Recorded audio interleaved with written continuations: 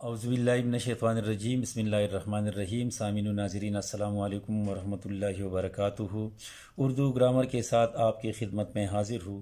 آپ سے گزارش ہے اس چینل کو سبسکرائب کریں، آج کی ویڈیو کو لائک کریں اور ساتھ ہی ویڈیو آخر تک دیکھیں تاکہ آج کے عنوان کے حوالے سے تمام باتیں آپ کی سمجھ میں اچھی طرح آ جائے۔ آج اردو گرامر میں ہم نذیر اکبر آبادی کی شاعری پر ایک تنقیدی نوٹ لکھنے جا رہے ہیں، جو ہم اس طرح لکھ سکتے ہیں کہ اردو کی ادبی دنیا کے شعر و شاعری کے میدان میں ایک شخص کو عوامی شاعر کی حیثیت سے جانا جاتا ہے، جس کا اصل نام سید ولی محمد اور تخلص نذیر اکبر آبادی ہے۔ نذیر اکبر آبادی کا لڑکپن اور جوانی رنگ رلیوں میں گزری، لیکن قناعت پسند، صوفی منش اور بے پرواہ طبیعت رکھتے تھے، اس لیے کبھی کسی دربار سے وابستہ نہیں ہوئے۔ نذیر اکبر آبادی کی شاعری میں عوامی مسائل اور عوامی خیالات کی ترجمانی ملتی ہے۔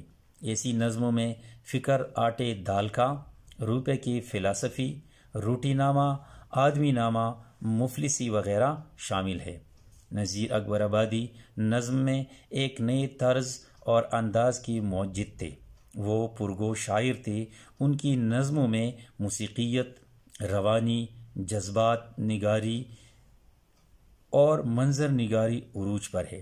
مشکل اور ادق قافیے باندھنے میں انہیں کمال حاصل تھا۔ ان کے کلام میں مذہبی رنگ موجود ہے۔